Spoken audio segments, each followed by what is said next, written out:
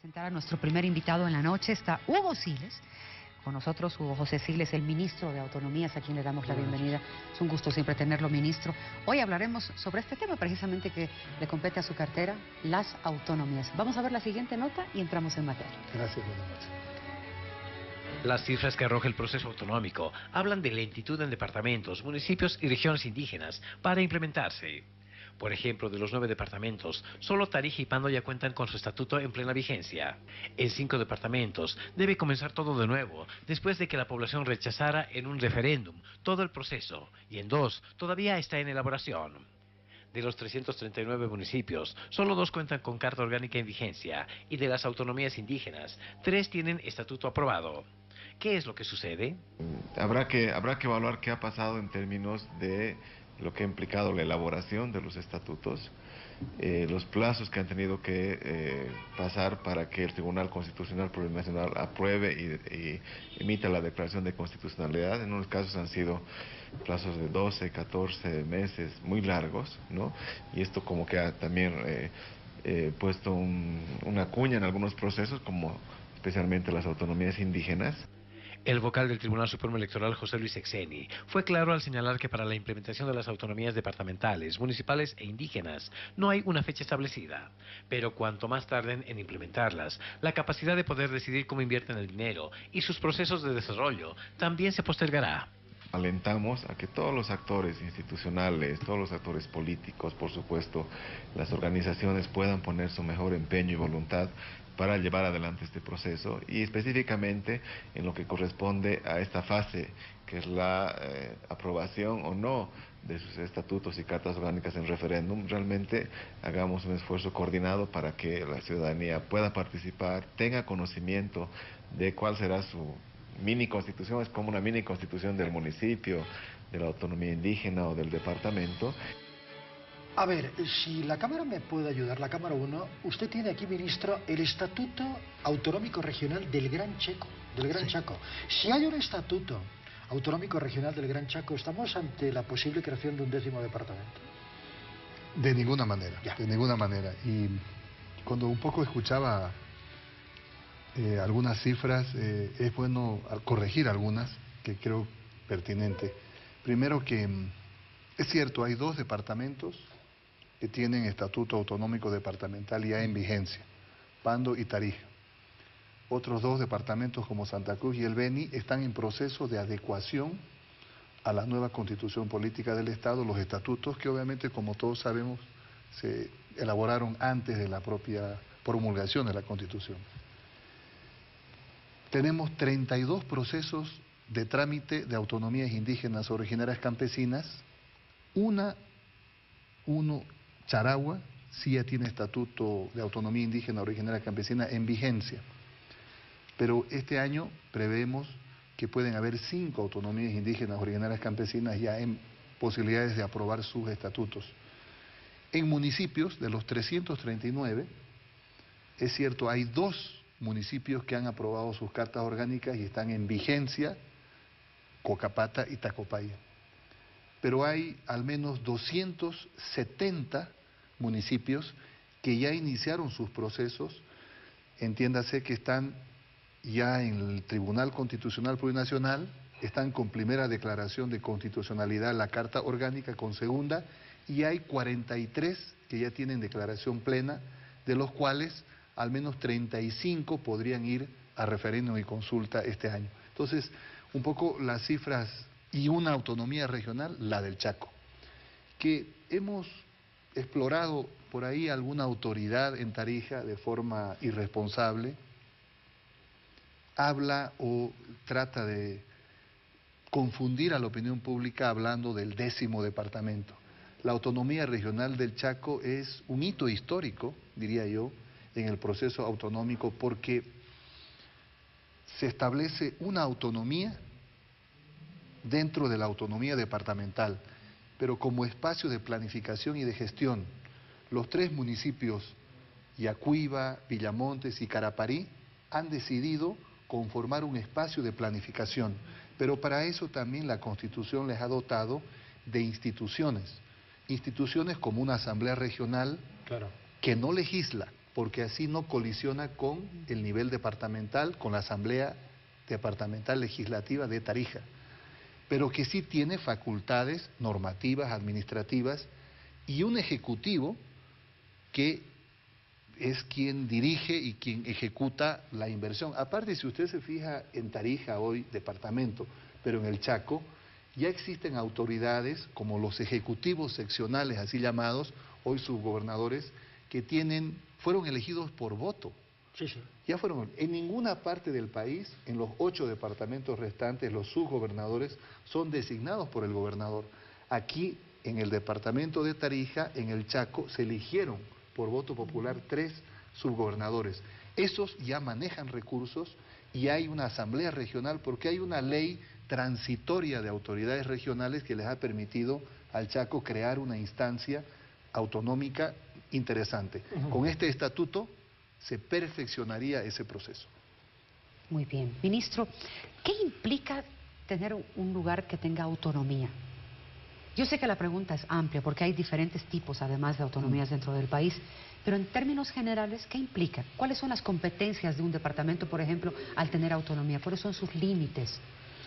Autonomía es autogobierno, es elección de sus autoridades, es delegación de competencias, es transferencia de recursos, es elaboración también de planes, de promover recursos propios, de desarrollar y acercar al ciudadano de forma mucho más directa a su autoridad.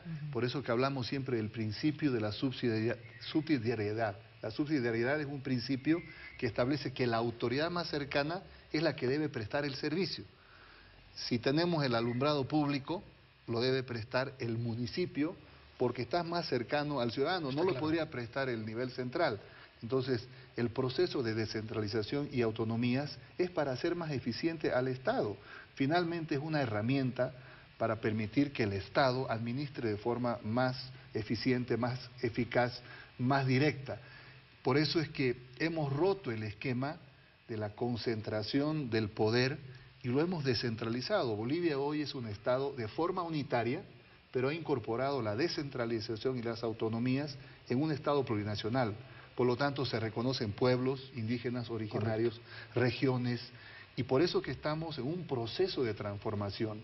Los pueblos indígenas originarios campesinos son naciones. Hace 20 años atrás se los denominaba por consultores intelectuales que venían pagados por consultorías millonarias, terminaban diciendo aborígenes, etnias, ¿no? Hoy son naciones y tienen el derecho al autogobierno y por lo tanto las transferencias, los recursos también están asignados a cada nivel de gobierno. ¿Por qué es importante que un departamento, por ejemplo, tenga competencias exclusivas en el marco de la planificación, el turismo, los servicios, la infraestructura? Porque sin duda que es el gobierno más cercano al ciudadano. A mí lo que me preocupa, y volveremos al caso específico de Tarija y el Chaco, sí, es el tema de los recursos financieros, los recursos del IDH. ¿Quién va a decidir eso? ¿La gobernación de Tarija o el Chaco va a poder decidir sobre sus propios recursos? Claro, estamos hablando de millones de dólares. Estamos hablando de millones de dólares. No olvidemos que es departamento productor de hidrocarburos. Departamento por un lado y región, ojo, región que siempre ha reclamado su derecho a tener un mayor porcentaje de IDH al ser productor, que de acuerdo a la Constitución les correspondería. En la actualidad ya en este momento, del 11% de las regalías que tiene el departamento de Tarija, el 45% se queda en el Chaco y se distribuye entre los 3 municipios, Yacuiba, Villamontes y Caraparí. Ya en este momento reciben esos recursos. En este momento también los subgobernadores tienen recursos para poder administrar. El Chaco hoy tiene una administración ya establecida con niveles, con instituciones, con el funcionamiento de transferencia de recursos. No nos olvidemos que en Caraparí está la mayor riqueza, si se quiere, gasífera del país. Entonces, ya existe esa realidad. Desde el año 2009, el Chaco le pregunta a la población de los 3 municipios si quieren acceder a la autonomía regional que está en la Constitución. Aprueban en referéndum Y luego de eso, como dice la Constitución, el departamento de Tarija, que también pone en vigencia su estatuto departamental, le delega competencias, ya le delegó competencias. Esas competencias hoy le permiten en un número de 32 competencias desarrollar y ejecutar planes, programas, proyectos. Por eso es que la autonomía regional es un espacio de planificación y gestión. No debe entenderse como un gobierno, otro gobierno, digamos, que está en colisión. Es una instancia de planificación y gestión que ha establecido niveles de autonomías, precisamente para poder ser más eficiente. Pero dice el artículo 2, y eso para ese diputado por ahí que lo estoy buscando para debatir con él, tener la oportunidad democrática, claro, y quiero decirle, vea el artículo 2 del estatuto, el numeral 3, que dice claramente, dice, la región del Gran Chaco, dice, ¿no? La región, al amparo de la Constitución Política del Estado y por voluntad soberana y democrática de sus habitantes, la región del Gran Chaco tarijeño accedió a la autonomía regional mediante referéndum autonómico de fecha del 6 de diciembre del 2009, correcto, dentro de la unidad indivisible e indisoluble del departamento de Tarija y del Estado Plurinacional de Queda Bolivia. Descartado con este artículo el 10º departamento. Así es. Con ese artículo está clarísimo. Ahora, dentro de lo que es la autonomía regional, específicamente hablando del Gran Chaco, ¿no va a haber choque de autoridades que quieran una cosa para el Chaco solamente y no compartirlas con Tarija, por ejemplo?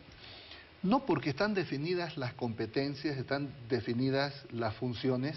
Por ejemplo, el Chaco y su asamblea regional no va a tener facultad legislativa, por lo tanto no puede colisionar con el departamento de Tarija y su asamblea legislativa departamental. Lo que ha hecho por ley... Donde hay representantes del Chaco. Donde hay representantes del Chaco, y no nos olvidemos también que el Chaco ha incorporado representantes originarios, indígenas, originarios, el pueblo Tapieté, Guaraní y Huenayec.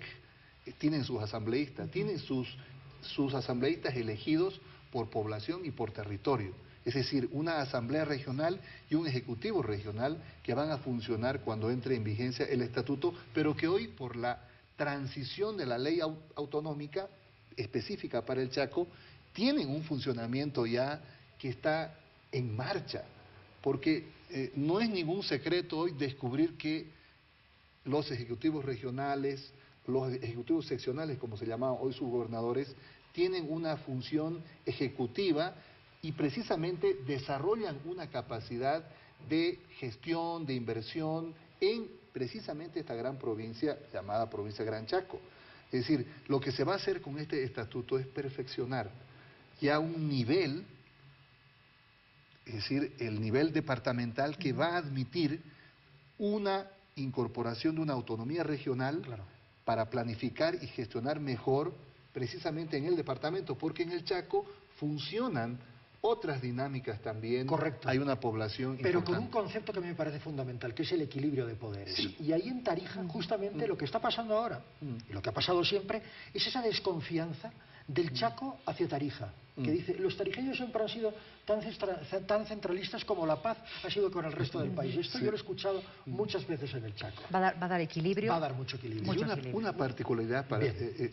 cortita, una particularidad para poder definir también nuestro proceso autonómico es que los gobiernos autónomos, ya sea el departamental, el municipal, el indígena originario campesino y ahora esta nueva incorporación de la autonomía regional, que tienen de una u otra forma, tienen una situación, si se quiere, que no está encapsulada en ninguno de los otros niveles. Es decir, la autonomía municipal no depende de la autonomía departamental y la autonomía municipal tampoco depende del nivel central. Son completamente Esta independientes. autonomía regional va a tener también una función lineal, no subordinada. Es decir, eso es muy interesante porque eso revoluciona de alguna manera los gobiernos. No sucede así en los Estados Unidos, en Argentina, que a veces hay muchos diputados que están emulando otros modelos. Por ejemplo, un municipio en los Estados Unidos depende del Estado. Es otra cosa. Depende del Estado. Un municipio en la Argentina depende de la provincia. un municipio en Bolivia es un gobierno autónomo, es decir, no está encapsulado ni en el nivel central ni en el nivel intermedio. Entonces, eso hace también de la autonomía regional lineal. Muy bien. Es decir, son gobiernos que de alguna forma van a tener y tienen niveles de coordinación, de concurrencia Muy bien. y funcionan y hacen que finalmente en el departamento de Tarija se va a poder desarrollar mucho mejor una gestión de gobierno. No hay colisión, no hay 10º departamento, es la autonomía regional un hito histórico en el proceso de transformación del Estado plurinacional. Perfecto, ministro. Muchísimas gracias. Muchísimas gracias. Que el Vámonos Chaco a una haga un pausa Chaco enseguida.